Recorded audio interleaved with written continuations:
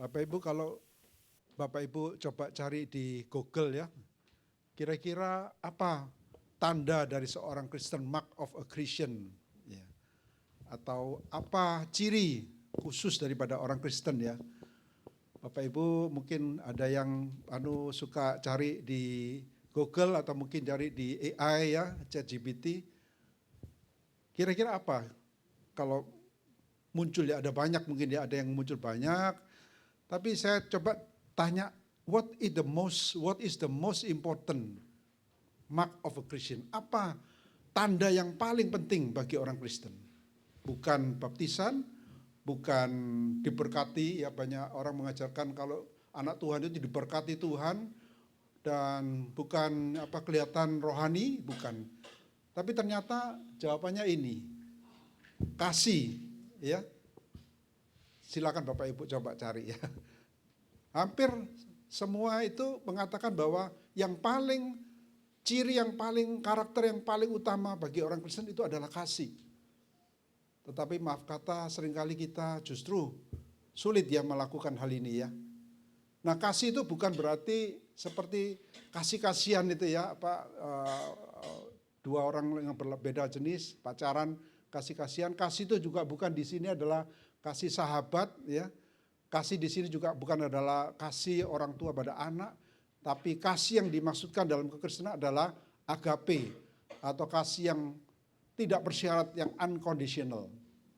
Bapak Ibu tentu tahu ya, ada sebuah gerakan atau agama yang juga mengajarkan kasih. Ada yang tahu? Iya. Agama yang mengajarkan juga kasih, agama Buddha suci, ya. Mereka pakai istilah ta'ai atau kasih yang besar. Ya, Bapak Ibu, mereka juga mengajarkan kasih.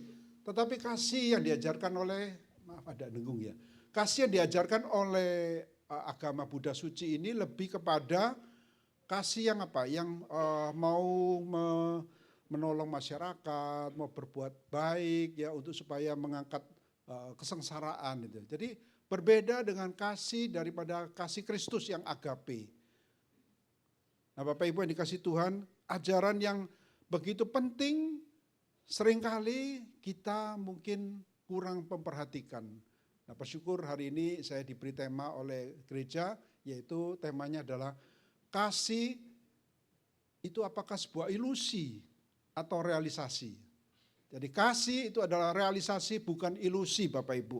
Nah, ayat yang saya coba pelajari terdapat di dalam 1 Yohanes pasal 3 ayat 18 ya. Di sini sudah ada ya. Saya bacakan untuk Bapak Ibu sekalian, kalau mau buka Alkitabnya juga boleh. 1 Yohanes pasal 3 ayat 18 mengatakan demikian, anak-anakku, marilah kita mengasihi bukan dengan perkataan atau dengan lidah, tetapi dengan perbuatan dan dalam kebenaran. Ya, hanya satu ayat saja supaya Bapak Ibu ingat ayat ini yang begitu penting ya. Jadi ini adalah surat Yohanes, surat yang boleh dikatakan banyak mengajarkan mengenai kasih. Dan Yohanes mengatakan kepada orang-orang percaya, umat Tuhan yang pada waktu itu sedang juga mengalami penganiayaan. Yohanes mengatakan, anak-anakku, marilah kita mengasihi bukan hanya dengan perkataan atau dengan lidah, tetapi dengan perbuatan dan dalam kebenaran. Jadi bukan hanya ilusi, tetapi harus realisasi ya Bapak Ibu. Nah, seorang tokoh Kristen, ya teolog John Stott ya, mengatakan bahwa tanda seorang Kristen yang mengenal Tuhan itu ada 3 katanya ya. Ada 3 tanda orang Kristen yang sungguh-sungguh mengenal. Banyak orang mengaku diri Kristen, tetapi apakah ada tandanya seperti ini? Tidak. Yang menurut John Stott, ini seorang teolog yang sudah almarhum. Dia mengatakan ada tandanya ada 3, yaitu ada mengenai moral, mengenai sosial, dan mengenai doktrinal. Ya, 3 hal ukuran daripada orang Kristen. Jadi jangan menjadi banyak orang yang hanya ya Kristen-Kristen tapi nggak jelas. Banyak Bapak Ibu ya, sekarang banyak sekali orang Kristen, banyak sekali gereja besar-besar, tapi nggak jelas Kristen yang mana.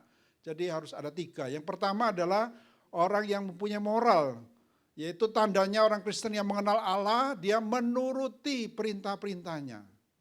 Setuju tidak Bapak Ibu ya? Kalau kita menjadi orang yang mengenal Allah tapi nggak mau menurut perintah-perintah Allah, itu ya omong kosong ya, hanya ikut-ikutan saja. Tapi orang yang sungguh mengenal Allah harus punya moral hidupnya sesuai dengan firman Tuhan, apa yang Tuhan katakan. Ya, kalau enggak, Tuhan itu sebagai apa? Cuman hanya ya simbol, cuma hanya ilusi ya, nggak ada yang menjadi sungguh-sungguh dalam pegangan hidupnya, nggak ada yang diimani. Lalu yang kedua adalah dalam relasi atau sosial. Seorang yang mempunyai tanda yang mengenal Allah dalam kehidupan sosialnya adalah mengasihi saudara seiman. Ya, jadi kalau kita sungguh-sungguh mengaku adalah orang Kristen yang cinta Tuhan, yang mengenal Allah, tandanya yaitu kita sungguh-sungguh bisa mengasihi sesama. Bukan hanya kita datang ke gereja tapi nggak peduli dengan yang lain, kita datang dan pergi hari Minggu saja, bukan itu. Ya, bukan datang ke gereja dengan rame-rame ibadah, setelah itu pulang, tapi tidak ada jalinan relasi yang mengasihi sesama. Ya, gereja itu adalah gereja yang harus ada komunitasnya Bapak Ibu, ya, ada persekutuannya. Bukan hanya ada ibadah puji-pujian setelah selesai pulang, tapi ada persekutuannya, ada relasinya. Dan yang ketiga adalah doktrinal. Apa maksudnya? Orang yang mempunyai tanda di dalam doktrinnya adalah orang yang sungguh-sungguh beriman kepada Yesus, tahu dasar-dasar imannya pada Tuhan Yesus maupun Alkitab. Dan seorang yang waspada dengan banyaknya ajaran-ajaran sesat, ya, banyaknya anti bahaya, antikris, ya. Jadi seorang Kristen yang mengenal Allah itu tidak bisa mengabaikan hati-hati, karena banyak sekali Bapak Ibu, apalagi sekarang kita mau buka YouTube, buka sosmed, itu begitu mudah ajaran yang luar, yang nggak jelas masuk. Nah, kita perlu belajar yang jelas, ya, firman yang jelas. Jadi 3 hal ini Bapak Ibu di zaman Rasul Yohanes itu juga sangat ditekankan. Sehingga kalau kita membaca surat-surat Yohanes, seperti tadi yang 1 Yohanes, itu kita lihat berulang-ulang kali Rasul Yohanes mengajarkan mengenai kasih dan antikris, ajaran-ajaran yang menyesatkan. Ya. Jadi itu yang selalu diajarkan oleh Rasul Yohanes. Nah, contohnya lagi, misalnya 1 Yohanes, ya, di surat Yohanes itu saya juga coba cari, sebenarnya banyak di kitab 1 Yohanes berbicara mengenai kasih, tapi ada satu yang menarik di sini yang saya mau sampaikan Bapak Ibu, bahwa pentingnya kasih itu sampai sejauh ini. Jadi kembali Rasul Yohanes di dalam surat yang sama mengatakan, saudara-saudaraku yang kekasih, marilah kita saling mengasihi, sebab kasih itu berasal dari Allah. Dan setiap orang yang mengasihi lahir dari Allah dan mengenal Allah. Barang siapa tidak mengasihi, ia tidak mengenal Allah, sebab Allah adalah kasih. Jadi sangat jelas sekalian Bapak Ibu, bahwa kasih itu adalah ciri, tanda yang begitu penting bagi orang Kristen atau orang percaya sama Tuhan Yesus. Iya. Nah, kalau saya boleh tanya Bapak Ibu, di Alkitab, seluruh Alkitab itu, ya, ini pernah ditanyakan oleh murid Yesus, apa sih sebenarnya ajaran yang paling penting di dalam Alkitab, dalam kitab suci, ya? Ya, tentu Bapak Ibu cukup tahu, ya, kira-kira apa? Perintah agung, ya, kasih, ada bunyi kasih gitu, ya. Jadi perintah agung itu sangat penting. Ada amanat agung, ada perintah agung, ya. Jangan kecampuran, ya. Kalau amanat agung adalah di Matius, pergilah jadikan semua bangsa, ya. Jadi melakukan misi itu amanat agung. Tapi ada perintah agung, ya. Perintah agung, the Great Commandment. Kalau amanat agung, the Great Commission. Jadi perintah yang agung. Tapi ada juga amanat agung tadi. Kalau ada juga perintah yang agung, artinya perintah yang sungguh-sungguh terbesar. Ini yang Tuhan Yesus ajarkan. Jadi ketika murid-murid bertanya, mana sih hukum yang paling utama? Tuhan Yesus sudah keluarkan 10 hukum Allah, ya, yang begitu banyak. Tapi begitu simpel Bapak Ibu, yaitu satu perintah yang mengasihi Allah dari hati Bapak Ibu. Kasih juga dengan apa? Dengan segenap hati, segenap jiwa, segenap tenaga, segenap pikiran. Dari totalitas Bapak Ibu. Tapi ada juga yang vertikal, ada juga yang horizontal, yaitu kasihlah sesamamu manusia. Ya. Jadi Bapak Ibu kalau lihat salib itu ingat, ya, itu ada horizontal, ada vertikal, ada horizontal, ya. Jadi ada kasih itu dasar. Dan Tuhan Yesus mengatakan semua hukum peraturan-peraturan ini bergantung sama perintah agung ini. Artinya Bapak Ibu, kalau kita itu tidak hafal, ya hukum Taurat yang begitu banyak, hukum-hukum, tapi hafal satu ini kita sudah berkenan pada Tuhan. Kalau mungkin nanti sudah usia tua ya, seperti sudah ya banyak lupa, tapi hafalkan ayat ini. Kasihlah Tuhan dengan segenap hati. Karena inilah penting Bapak Ibu, hati ini penting segalanya. Makanya Tuhan Yesus mengatakan kita tidak bisa mengabdi pada Allah dan kepada Mamon, ya. Nggak bisa, karena mengabdi itu harus satu. Hati itu hanya diisi Allah ya Allah. Memang kita perlu uang, ya. Kita perlu, tapi jangan hati ini diisi uang, diisi harta, Tuhannya nggak ada. Jadi Tuhan harus menempati hati kita. Sepenuh hati, segenap hati, segenap jiwa, segenap tenaga dan pikiran. Wah itu sudah nggak ada tempat lain, ya, hanya untuk Tuhan. Tapi yang kedua adalah kasihlah sesama manusia. Jadi kalau kita mengatakan kita mengasihi Allah tapi tidak mengasihi manusia, itu omong kosong, ya. Nggak mungkin, ya, nggak mungkin, ya. Karena firman Tuhan mengatakan yang kelihatan saja kita nggak bisa mengasihi, dikasih, apalagi yang tidak kelihatan, itu ya. Nah coba kita renungkan ini Bapak Ibu, ya. Jadi tadi itu perintah agung selain di Lukas, di Matius, Markus. Nah Bapak Ibu ada John MacArthur, dia mengatakan demikian, saya coba terjemahkan, ya. Ini yang oke. Oh ya sudah ada terjemahannya, maaf. Saya harus kembali.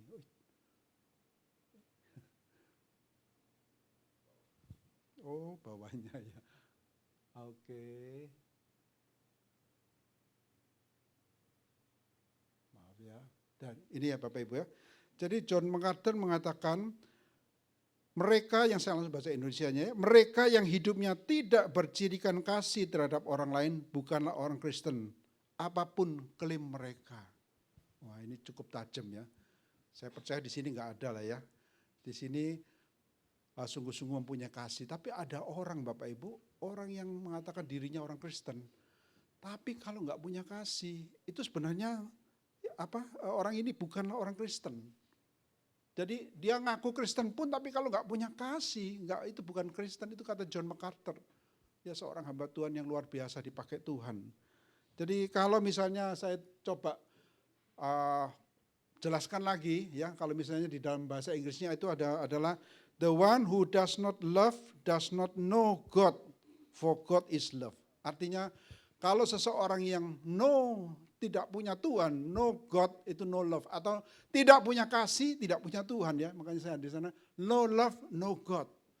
Tapi no love, tahu kasih, tahu Tuhan. Ya Bapak Ibu, ini permainan kata. Kalau kita tidak punya kasih, kita tidak punya Tuhan sebenarnya.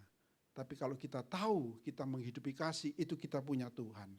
Nah itulah yang saya mau sampaikan, bahwa begitu utamanya, begitu pentingnya kasih. Tanda daripada murid Kristus itu apa? Kasih. Ya. Tuhan Yesus pernah mengatakan kepada murid-muridnya, ya mengatakan bahwa by this everyone will know that you are my disciple if you love one another. Jadi kalau orang luar itu melihat gereja ada kasih, mereka akan mengenal, oh disinilah ada kasih itu. Tadi saya dengan Bu Susi sempat cerita-cerita, ya, gereja yang pecah gitu, ya. Tapi saya percaya Bapak Ibu, gereja yang pecah walaupun ya intinya perbedaan, tetapi akhirnya semuanya itu dilandaskan kasih. Jadi dengan rasa kasih kita bisa membangun, jangan sampai itu dipandang permusuhan terus, ya. Memang ada perbedaan, tetapi bukan itu menjadi penyebab kita tidak ada kasih. Jadi dengan kasih, orang luar akan tahu bahwa kita ini adalah murid-murid Tuhan. Saya ngeri kalau lihat ada klip itu pernah di-share, ya. Di dalam gereja ribut sekali, yang khotbah ditarik-tarik sampai disuruh turun, ya, sampai rebutan. Apakah ini gereja, ya, kira-kira, ya? Meskipun mereka mengaku itu gereja. Bagaimana sampai terjadi itu? Kenapa yang sampai terjadi seperti ini? Ribut. Ya orang kalau sudah ribut, ya mana mau orang ke gereja, ya. Orang mau mencari kedamaian tapi di dalam gereja ribut. Kenapa demikian Bapak Ibu? Sekali lagi karena gereja tidak menerapkan kasih. Gereja tidak menjadi satu keluarga, tidak satu family. Gereja hanya mungkin menjadi ilusi saja. Sesuatu yang ya kelihatannya rohani, ilusi Bapak Ibu, tapi bukan realisasi. Nah, ayat 1 Yohanes pasal 3, 18 tadi mengatakan bahwa kita harus mengasihi bukan dengan perkataan dan lidah saja, bukan hanya ngomong-ngomong saja atau omon-omon ya. Nah, Bapak Ibu, kasih itu ya, kasih itu harus ada nyatanya, bukan ilusi ya, kasih itu bukan ilusi.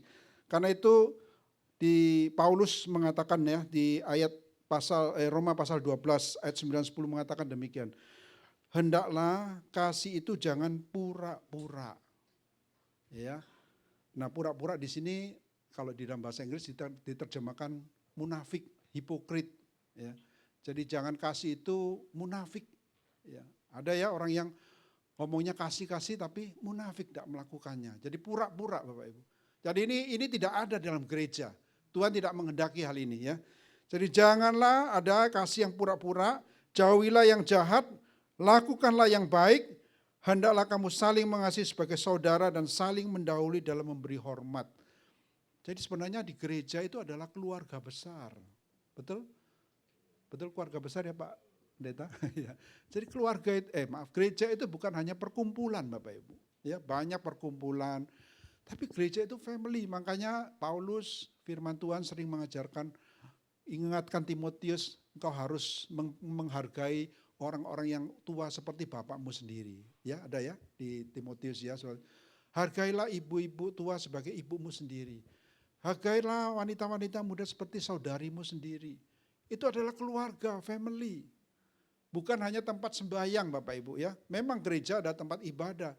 Tapi ingat, gereja itu adalah juga keluarga. Tuhan Yesus memberikan banyak gambaran mengenai keluarga. Ada sebagai tubuh, ya. Gereja adalah tubuh Kristus. Tubuh itu apa? Artinya saling berkaitan, saling memerlukan. Gereja adalah apa? Bait Allah yang seperti batu bata ditata. Gereja adalah keluarga. Ya, makanya firman Tuhan juga mengajarkan kita harus menghargai keluarga Allah. Ini adalah keluarga Bapak Ibu. Nah, bagaimana ciri daripada keluarga itu harus ada kasih. Keluarga itu ada home, ada keluarga kekeluargaan. Itu yang harus kita perhatikan. Nah, Bapak Ibu yang dikasih Tuhan, di Korintus, di kota Korintus atau di gereja Korintus terjadi perselisihan. Kita tahu ya, terjadi konflik. Satu pro Paulus, satu pro Apolos, satu kata wah saya pro Yesus, ya, lebih kuat lagi ya. Jadi terjadilah geng-gengan di dalam gereja Korintus ya. Sehingga di 1 Korintus Paulus itu banyak membahas mengenai pelayanan ya. Tetapi yang luar biasa Bapak Ibu, ketika pasal 12 Paulus bicara mengenai pelayanan, ada satu pasal yang di tengah-tengah sebelum pasal 14 yaitu 1 Korintus pasal 13. 1 Korintus pasal 13 itu bicara apa? Bicara kasih ya. Bicara kasih karena Paulus tahu bahwa inti dari pelayanan yang bisa baik adalah harus ada kasih. Nah Bapak Ibu nanti bisa cek ya di Alkitab bahwa sering dalam pelayanan itu banyak terjadi hal yang perbedaan, konflik. Tetapi kalau ada kasih itu mengikat. Sehingga saya coba Bapak Ibu kutip sedikit, memang agak panjang tapi Bapak Ibu nggak perlu bingung baca ini ya. Jadi di dalam 1 Korintus pasal 1 ayat 3 itu Paulus kira-kira itu bicara demikian. Kalau misalnya di gereja ini banyak orang bisa berbicara, bisa khotbah dengan baik, bisa berbahasa roh, bisa ngomong yang bahasa manusia yang hebat. Tapi kalau nggak ada kasih itu seperti gong katanya ya. Seperti gong yang gong itu sama canang yang gemerincing itu ya. Yang suaranya ribut, tapi nggak ada artinya, ya. Jadi kalau ada gereja yang hebat ya, pengajarannya atau apa, tetapi kalau nggak ada kasih itu sama seperti ngomong kosong, gong gitu. Lalu Paulus di ayat kedua juga mengatakan, kalau misalnya ada mujizat ya, ada apalagi ada memiliki seluruh karunia ya, bisa berbahasa roh, bisa melakukan mujizat, bisa melakukan apapun. Tapi kalau nggak ada kasih, itu semua anggap nol, nggak ada artinya. Dan terakhir di pasal ayat 3 Paulus mengatakan kalau gereja itu banyak melakukan aktivitas, baksos lah segalanya ya, membagi-bagikan sesuatu. Tetapi maaf kalau di dalamnya itu nggak ada kasih, itu nggak berguna bagi kita. Saya kasih yang tebal itu ya. Jadi coba bayangkan Bapak Ibu, Paulus itu mengajarkan di Korintus itu begitu banyaknya kegiatan, banyaknya karunia-karunia. Tapi kalau nggak ada kasih itu tandanya nol, nggak ada artinya, tidak berguna untuk saya. Makanya itu Paulus mengajarkan di 1 Korintus pasal 3, itu seluruh pasal itu diperuntukkan untuk mengajarkan kasih. Nah, saya juga mengajak kita untuk melihat sejenak ini ya. Jadi Bapak Ibu seringkali kalau kita nggak hati-hati, kita menggantikan ritual, ya, menggantikan kasih dengan ritual. Harusnya kasih yang diajarkan di dalam gereja, tetapi orang seringkali mengabaikan diganti dengan ritual, aktivitas, betul? Ya coba lihat kalau ada gereja yang aktivitasnya banyak ya, dari Senin sampai Minggu itu enggak habis-habis, banyak aktivitas. Tetapi ada tidak di dalamnya ada pengajaran mengenai kasih? Ada tidak? Jangan-jangan seperti yang Paulus katakan ini, banyak aktivitas tapi tidak ada kasih, nol. Seringkali gereja menggantikan relasi dengan ritual, ya. Harusnya dibangun relasi yang baik, tapi diganti dengan ritual-ritual ya. Artinya acara-acara macam-macam, tapi semuanya hanya ya mengisi kekosongan. Kalau gereja nggak ada acara, sepertinya kok nggak hidup gitu ya.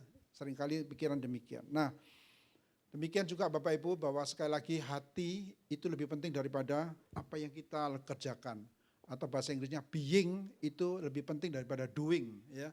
Tapi seringkali kita perhatikan lebih doing kan, beingnya tidak kelihatan sih ya. Nah kasih itu sebetulnya harus lebih penting daripada apa yang kita kerjakan. Kembali kepada John Stott ya Bapak Ibu ya. Ini seorang tokoh gereja yang saya suka sekali, bicara mengenai pemuritan, dia mengatakan dalam hati ya. Saya coba terjemahkan langsung aja ya dalam bahasa Indonesianya. Dia mengatakan demikian. Jika tanda pertama dari gereja yang benar, ya, jadi tanda yang utama dari gereja yang benar itu adalah kasih. Ya, tadi kan kita bicara mengenai kasih itu paling penting di dalam gereja. Kalau kasih itu paling penting, maka tanda kedua itu apa? Bukan berkelimpahan ya, bukan kemakmuran, bukan. Tapi justru kebalikannya, yaitu penderitaan. Wah ini rasanya berat ya. Mungkin Bapak Ibu, wah kok gak enak gini ya, disuruh menderita ya. Tapi itu teolog yang melihat sehatnya sebuah gereja. Kalau kita mau bicara mengenai kasih, maka hal yang kedua yang tidak bisa tidak itu adalah penderitaan. Penderitaan itu bukan berarti hidupnya menderita, tidak. Artinya kita mau soro, mau berkorban ya. Dia mengatakan bahwa yang pertama ya, jadi itu ada saling kaitannya. Kalau bicara mengenai kasih harus ada pengorbanan, harus ada bukti kepada kasih, betul? Ya Bapak Ibu, kalau misalnya kita mau, saya mau mengasihi saudara-saudara seiman, tetapi ketika pulang saya melihat ada jemaat yang jalan kaki, saya naik mobil, ya dadah gitu ya, ayo nyapa. Saya dulu ingat almarhum ibu mertua saya ya. Saya tidak sebut siapa orangnya ya, tapi dia berani menegur pendeta di gereja saya waktu itu. Hai Pak Pendeta, kamu itu lihat saya jalan diam-diam, kamu nggak perhatian sama saya, nggak diajak mobil ya. Jadi ya itu ya. Jadi kalau kita mau ngomong kasih tapi nggak peduli dengan orang yang sedang waduh nanti nganterkan ke rumahnya repot lah ya. Saya mau ke susu ya, kalau memang sudah tergesa-gesa nggak apa-apa ya. Tapi setiap kali tidak peduli, nah itu tanda tanya. Kita mau enggak berkorban, kita mau ngomong kasih, tapi hanya di lidah, di bibir saja ya. Jadi kasih itu harus realisasi Bapak Ibu, bukan hanya ilusi, bukan hanya omon-omon ya. Tapi harus ada kenyataannya. Makanya ayat firman tadi mengatakan bahwa bukan hanya perkataan atau lidah, tetapi melalui perbuatan dan dalam kebenaran. Ya. Dalam perbuatan dan kebenaran Bapak Ibu. Jadi kalau kita tidak bisa mengasihi, jangan-jangan ya kita tidak mengenal Tuhan, tidak ada kasih. Nah, Bapak Ibu, ini satu hal yang berat ya, mungkin harus membongkar kebiasaan kita yang enggak enak. Tapi kita mau belajar supaya kita boleh menjadi tadi tanda anak Tuhan adalah mentaati perintahnya. Di dalam 1 Korintus Bapak Ibu tadi selain ada 3 hal yang Paulus membuka, mengatakan bahwa kalau gereja banyak aktivitas, kalau banyak orang yang pintar-pintar, kalau banyak karunia-karunia, tapi nggak ada kasih, nol. Tapi Paulus tidak berhenti di sana. Paulus mau menjelaskan apa sih kasih itu. Dan kenapa kasih itu harus berkorban. Kenapa kasih itu harus bayar harga. Nah ini jawabannya ya. Ada 10 ya. Kalau Bapak Ibu mau catat boleh ya. Itu di 1 Korintus pasal 13 ayat 4 sampai dengan ayat 6 ya, ayat 3 sampai 6. Tapi nanti Bapak Ibu akan saya beri ringkasannya, enggak perlu sampai begitu ruwet ya. Jadi katakan kasih itu sabar ya. Kasih itu apa? Kasih itu murah hati. Kasih itu tidak cemburu atau tidak iri hati. Kasih itu tidak memegahkan diri, tidak sombong ya. Kasih itu tidak sombong, tidak megahkan diri. Kalau 6, kasih itu tidak melakukan yang tidak sopan. Jadi enggak pernah meremehkan orang, tidak menghina orang, itu kasih. Kasih itu apa? Kasih itu tidak mencari keuntungan diri sendiri. Lalu kasih itu tidak pemarah, ya. Boleh marah kalau tidak cocok, tapi tidak pemarah, suka marah-marah, ya. Kasih itu tidak menyimpan kesalahan, orang tidak pendendam, tapi bisa mengampuni. Kasih itu tidak bersukacita atas ketidakadilan. Kalau ada orang, ada teman yang mengalami ketidakadilan, kita ikut sedih, tapi bukan nyukurno ya. Memang seringkali orang itu susah melihat orang, senang melihat orang susah, tapi susah melihat orang senang, betul? Ya, inilah manusia ya. Jadi manusia itu senang lihat orang susah, tapi susah melihat orang senang. Tapi kita tidak seperti itu ya. Kalau kita punya kasih, kita susah melihat orang susah. Tapi kita juga senang melihat orang senang. Ya. Itulah kasih Bapak Ibu. Itu dalam 1 Korintus pasal 13 ayat 4 sampai 6. Lalu Paulus mengatakan menutupnya ya dengan demikian. Bahwa kasih itu menutupi segala sesuatu. Kasih itu percaya segala sesuatu. Kasih itu sabar menanggung segala sesuatu. Kasih itu mengharapkan segala sesuatu. Jadi kenapa ada segala sesuatu, segala sesuatu, segala sesuatu. Di ayat 7 ya. Artinya apa Bapak Ibu? Saya percaya bahwa kalau kita sungguh-sungguh mengasihi, kita tuh seakan-akan tidak melihat kelemahan orang, betul? Ya. Saya coba lihat Bapak Ibu ketika saya lihat mengamati di gereja ya. Ada orang ini begitu dekatnya ya orang ini. Walaupun maksudnya temannya itu melakukan kesalahan-kesalahan, dia seakan-akan tidak melihat, semua orang melihat, dia enggak melihat. Karena relasi dekatnya. Ya sepertinya misalnya anak kita ya. Anak kita Bapak Ibu, anak kita karena sayang ya, orang tua sayang sama anak. Anak itu cerita orang jeleknya begini kita, enggak lah ya itu kamu salah. Anak saya enggak. Ya mungkin dia tahu tapi dia menutupi segala sesuatu. Dia juga percaya anak saya ini bisa baik. Ya, jadi percaya segala sesuatu juga sabar menanggung. Walaupun enggak enak dia sabar segala sesuatu. Dan terakhir adalah mengharapkan, ada harapan yang baik. Nah ini yang Paulus katakan ya satu hal yang luar biasa, 4 hal. Bahwa ketika kita mau belajar kasih yang realisasi, harus ada ini. Kita jangan gampang mengkritik, cari kesalahan orang ya. Kesalahan kecil itu dibesarkan, diomong-omongkan sampai tambah besar gitu ya. Padahal harus dipadamkan. Firman Tuhan mengatakan, kalau hal itu tergantung sama kamu, ya jangan buat ribut. Ya jangan malah dibuat ribut Bapak Ibu. Jadi itulah gereja ya. Kenapa gereja tadi sampai ada ribut di mimbar? Karena itu ya hal-hal yang kecil tidak dibereskan. Akhirnya sampai kepada mimbar. Sangat memalukan sekali. Di mana kasih? Ya, Paulus itu sangat menekankan hal ini. Nah saya coba, tadi itu yang ada 10 list ya Bapak Ibu, agak sulit. Ini ada 4 list, saya coba ikut-ikut ini. Jadi kira-kira kalau mau gampang ini aja ya. Kasih itu ada 4 hal ya. Kasih itu pasti murah hati, betul? Murah hati itu artinya kita gampang memberi ya. Tapi kalau kita ngomong kasih, tapi kita lihat teman kita, saudara kita dalam kekurangan, kita nggak mau berbagi, ya.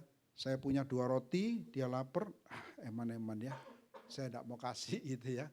Tapi kalau kita tahu, saya kasih. Misalnya biasanya setelah acara, acara apa pasti ada makanan ya, kotaan, atau bingkisan. Kita pulang bawa tangan 2. Ada satu jemaat atau satu teman saudara yang nggak dapat, kita mau kasih, eman-eman ya, tak bawa pulang aja ya, mungkin saya di rumah saya butuh. Atau kita berikan, ya. Nah, murah hati. Jadi orang yang murah hati itu punya kasih, Bapak Ibu. Kemarin ada satu klip ya, seorang pengkhotbah mengatakan demikian. Dia seorang pengkhotbah wanita, wah dia lantang sekali ya. Dia mengatakan, ibu-ibu kalau ke pasar uang 5.000 aja ditawar. Padahal pakainya kalung salib, pakai berlian gitu ya. Uang 5.000 ditawar ya. Kenapa? Ya. Jadi ya mungkin senang ya kalau nawar bisa murah, itu rasanya wah senang gitu ya. Tapi apakah kita murah hati enggak orang seperti itu Bapak Ibu ya? Enggak ya. Jadi saya itu selalu, terutama almarhum istri saya selalu bukan mengajar ya, diingatkan oleh anak-anak saya ya, diingatkan oleh anak saya, mama nek beli manggis itu 25.000 apa 20.000, wes ojo ditawar gitu ya. Jadi selalu mengajar kepada jangan nawar, kasihan. 5.000 bagi kita, bagi mereka itu besar, bagi kita ada artinya, betul? Nah itulah kita mau menanamkan murah hati. Itu orang yang punya kasih. Kemudian kasih itu adalah rendah hati, Bapak Ibu. Kalau kita ngomong kita mengasihi tapi kita tidak mau nyopo orang, mau disopo dulu enak, kok aku yang nyopo. Aku pengurus, aku senior sudah lama, harusnya dia orang baru yang nanti. Itu tidak rendah hati ya. Tapi kalau kita mau mengasihi, kita rendah hati. Kita mau menyapa ya. Tadi saya duduk di sana, jemaat yang masuk. Ya, memang saya lihat di situ, tapi jemaat yang menyapa. Pagi Pak ya. Ya, jadi mau dengan rendah hati Bapak Ibu ya, menyapa terlebih dahulu. Kadang-kadang mungkin gembala tidak melihat. Gembalanya sombong, nggak nyopo gitu ya. Tapi kalau kita mengasihi, mungkin gembalanya atau hamba Tuhannya lagi sibuk, nggak kelihatan. Kita nyopo dulu kenapa sih? Ya, kita mau belajar mengenai kasih harus ada rendah hati. Kalau kita tinggi hati, sombong, itu kita nggak akan belajar. Dan kasih itu tulus hati, tulus, ya, bukan mencari keuntungan pribadi. Sungguh-sungguh dengan hati yang tulus mengasihi. Dan yang terakhir, kasih itu baik hati, ya. Kalau orang berbuat jahat, kata firman Tuhan, berbuatlah baik, lakukanlah yang baik. Jangan balas kejahatan dengan kejahatan. Dia nggak nyopo saya, nggak apa-apa, saya nyopo dia. Ya, dia sombong sama saya, nggak apa-apa, saya mau belajar rendah hati, saya mau baik. Dan mungkin ada orang yang sudah berbuat salah, sudah menyakiti hati. Tahun 2025, ya saya ada satu teman saya, tahun 2025 saya mau berubah, saya mau mengampuni siapapun katanya ya. Siapapun yang berbuat tahun lalu sudah menyakiti hati saya, tahun 2025 saya mau mengampuni. Nah ini belajar kasih. Ya, baik hati. Jadi bukan mendendam, bukan menyimpan, tapi mau mengampuni Bapak Ibu. Begitu indah ya kasih. Meskipun gereja tidak besar, tapi kalau ada kasih itu indah. Tapi kalau bayangkan gereja besar, ada kemewahan, ada hiruk pikuk, ada ini. Tapi di dalamnya tidak ada kasih, hanya pameran. Pameran kehebatan gini-gini dan geng-gengan. Nggak ada kasih. Apakah itu gereja Bapak Ibu? Karena itu Paulus menutup di surat Korintus 1 Korintus 13 itu dengan demikian. Ya, demikianlah tinggal ketiga hal, ya, yaitu iman, pengharapan, dan kasih. Jadi di dalam kehidupan Kristen kita itu penting sekali 3 hal ini, iman, pengharapan, kasih, yaitu faith, hope, and love. Tetapi yang terbesar adalah kasih. But the greatest is love. Yang terbesar adalah kasih.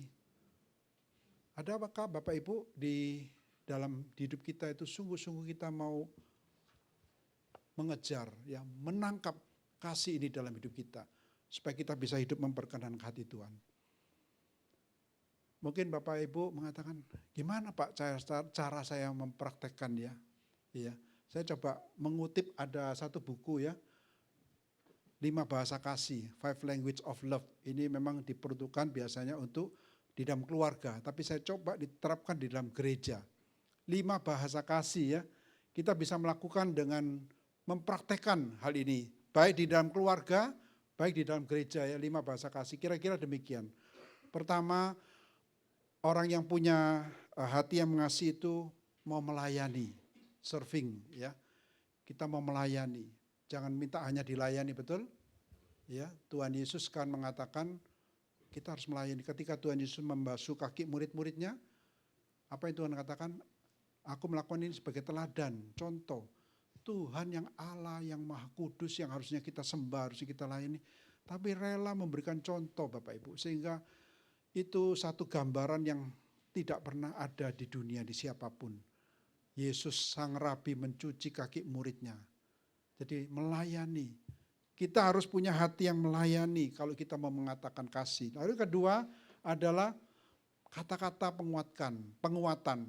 Ya, jadi apa kata-kata yang kita ucapkan Bapak Ibu? Apakah kata-kata yang nyindir ya, atau kritis, atau menjatuhkan? Atau kata-kata yang kita ucapkan itu selalu menguatkan, tapi bukan selalu dikarang-karang ya. Sedikit-dikit dipuji-puji, bukan itu, tapi sungguh-sungguh menguatkan, encourage ya. Kemudian yang ketiga adalah kita mempunyai waktu yang berkualitas ya. Kita meskipun tidak punya waktu banyak, tapi kita mau membangun kasih di tengah-tengah jemaat. Jangan datangnya telat, pulangnya cepat-cepat, udah pulang gitu ya. Gimana kita bisa membangun kasih? Tapi kita mau menyediakan waktu, mungkin datangnya lebih pagi. Ada jemaat yang masih sendiri, didekati ya, diajak ngomong-ngomong, disalami ya. Jadi ada waktu walaupun hanya 5 menit sebelum ibadah atau ketika pulang kita menyediakan waktu ya. Itu adalah satu tanda bahwa kita mau. Kalau kita nggak punya waktu Bapak Ibu, gimana kita mau mengatakan kasih? Ya kalau dalam keluarga juga sama ya, dalam keluarga. Kalau dalam keluarga kita mau membangun bahasa kasih, suami istri harus menyediakan waktu juga. Suami pulang, capek memang ya, capek. Tapi jangan terus, saya ojo diganggu, saya mau nonton TV, ya saya mau asik sendiri gitu ya. Nah, kapan dengan istrinya ya. Tapi kita mau, istri juga capek seharian ya. Cuma istri nggak ngomong mungkin ya. Istrinya taunya tempel koyok sini, tempel koyok sana gitu ya. Padahal itu capek sudah ya. Tapi suami nggak tahu ya. Jadi kita mau menyediakan, suami menyediakan waktu untuk istri. Demikian juga sebaliknya. Dengan anak juga sama. Kalau kita mau mengatakan kita mau mengasihi anak, adakah kita waktu enggak untuk anak? Baik keluarga bersama atau pribadi. Jadi menyediakan waktu itu adalah kualitas, waktu yang berkualitas ya. Berikutnya adalah sentuhan ya.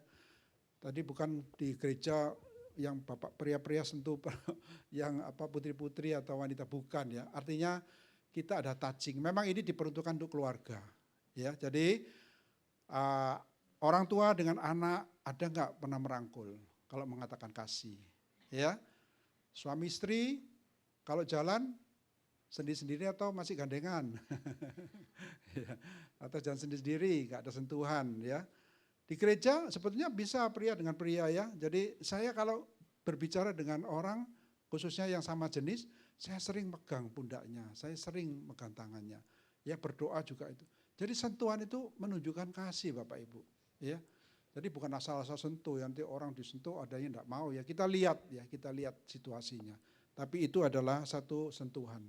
Berikutnya yang terakhir adalah ya present hadiah ya. Jadi bukan berarti kita harus bagi-bagi hadiah. Kalau Sinja, Pak Asyong bagi-bagi angpau gitu ya. Kita semua seneng ya. Bukan itu ya. Jadi maksudnya kita tahu oh dia pas ulang tahun. Walaupun dikasih sedikit ya. Permen sedikit. Tapi ada perhatian, ada hadiah. Ya, perhatian kepadanya. Demikian juga di dalam keluarga ya.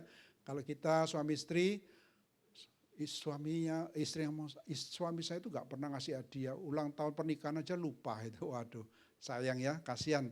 Jadi harus ingat kapan diberi hadiah untuk pernikahan, ulang tahun. Nah, jadi Bapak Ibu sangat simpel sekali 5 bahasa kasih yang bisa kita terapkan. Nggak usah muluk-muluk ya. Jadi sekali lagi dengan tema hari ini, kasih itu bukan ilusi, bukan omong-omong aja. Bukan hanya dibicarakan di gereja, diajarkan tapi nggak diterapkan. Dan ingat kasih itu tidak bisa digantikan dengan yang lain. Tidak bisa dengan aktivitas, tidak bisa diganti dengan ritual. Tapi sungguh-sungguh bahwa kasih itu harus dipraktekkan, dijalankan. Dengan perbuatan dan dalam kebenaran. Kiranya firman Tuhan ini boleh menjadi berkat bagi kita sekalian ya. Amin. Mari kita berdoa. Bapak Ibu, saudara sekalian dikasih Tuhan, apakah Anda sudah mengalami kasih Kristus di dalam diri Anda? Kristus yang dengan kasih agape-nya, kita yang berdosa, kita yang tidak layak, kita yang menentang Tuhan, tapi kasih Kristus yang rela mati bagi seorang sahabat, yaitu kita yang dikasihi. Sehingga kita boleh menjadi anak-anak Tuhan. Dan seorang anak Tuhan adalah mempunyai kasih dalam hidupnya, seperti yang firman Tuhan katakan. Apakah kita sudah menyadari akan hal ini? Apakah kita sudah menghidupi? Mari kita memohon pengampunan Tuhan, karena setiap kita, saya dan saudara, seringkali kita tidak sungguh-sungguh bisa mengasihi. Kita seringkali bicara kasih hanya ilusi, tapi tidak ada realisasinya.